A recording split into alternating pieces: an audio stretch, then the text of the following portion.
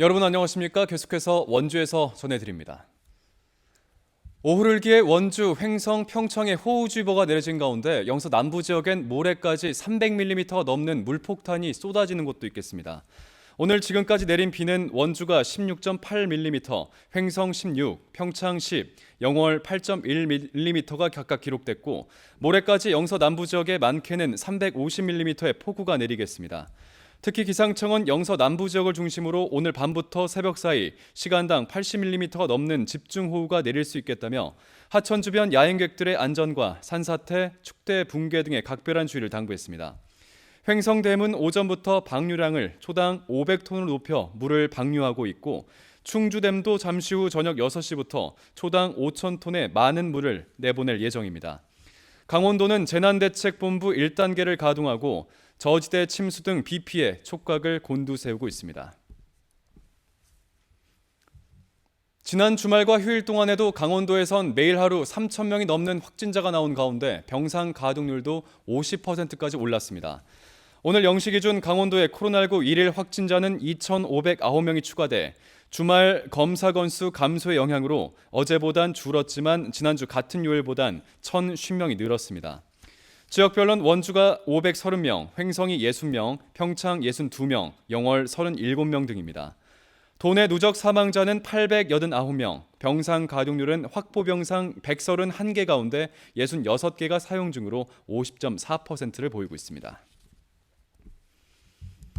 원주 문막 반개 산업단지 SRF 열병합발전소 건립부지가 용도 해체 절차를 거쳐 일반 기업에 분양됐습니다. 주식회사 마이셀, 프레시원, 뉴니오 시스템 등 3개 기업은 해당 부지에 모두 507억 원을 투자해 생산시설 등을 구축하기로 했습니다.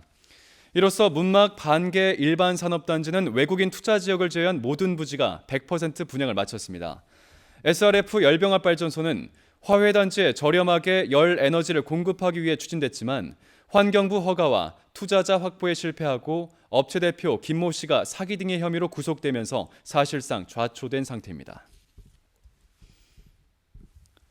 올 가을에 열리는 횡성 한우축제를 앞두고 횡성군과 향토기업인 국순당이 업무 협약을 체결하고 홍보에 협력하기로 했습니다.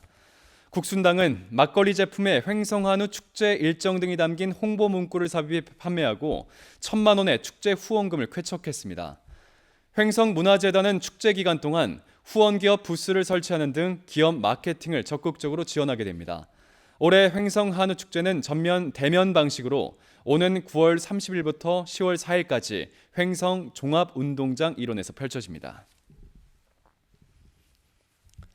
더불어민주당 소속 원주시 의원들이 강릉행 KTX 열차 무정차 운행은 철도 운영의 공공성을 훼손하고 36만 원주 시민을 무시하는 처사라며 정상 운영을 촉구했습니다. 의원들은 기자회견을 통해 강릉행 무정차 KTX 열차 운행으로 원주 등 KTX 중간 정차역 이용객뿐 아니라 청량역과 동해역을 오가는 무궁화 열차의 운행까지 중단되면서 20여 개 역을 이용했던 주민들이 불편을 겪게 됐다고 지적했습니다. 특히 이번 조치가 국민의힘 권성동 의원의 지역구 챙기기에서 비롯된 사실상의 철도 사유화라며 조속한 정상 운행을 촉구했습니다. 평창군이 재활용품을 분리배출 보관할 수 있는 거점 시설인 재활용 동네마당을 추가 설치합니다. 평창군은 1억 5천만 원의 예산을 투입해 평창읍, 대화면, 진부면, 대관령면 등 10곳에 오는 10월까지 재활용 동네마당을 설치 운영할 계획이라고 밝혔습니다. 재활용 동네마당은 종이, 병, 플라스틱, 고철 등 품목별로 재활용을 구분해 분류 배출할 수 있는 시설로 불법 투기 예방을 위한 CCTV도 함께 설치됩니다. 원주시가 불법 주정차 신고가 접수된 전동 킥보드를 강제 견인하고 견인 요금을 전동 킥보드 운영업체에 부과하는 체계를 구축했습니다.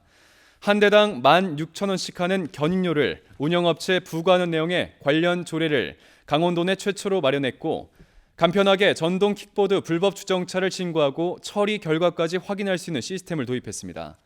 원주시는 전동 킥보드가 인도는 물론 차도에까지 방치되는 문제를 바로잡기 위해 오는 9월부터 이 시스템을 본격적으로 가동하게 됩니다. 현재 원주엔 5개 업체가 전동 킥보드 1,600여 대를 운영하고 있고 하루 평균 이용자는 2천여 명으로 추산되고 있습니다. 강원도에 위치한 공공기관 가운데 강원랜드와 도로교통공단이 청렴 윤리경영 시범기관으로 선정됐습니다. 국민권익위원회는 해당 기관 2개 등 14개 공공기관을 올해 청렴경영 시범기관으로 정하고 기관별 부패, 취약 분야를 점검해 청렴 수준을 진단하고 개선 방향을 제시하게 됩니다. 특히 직무상 비공개 정보를 활용한 채용 비리나 회계 부정을 개선하는 데 집중할 방침입니다. 뉴스를 마칩니다. 고맙습니다.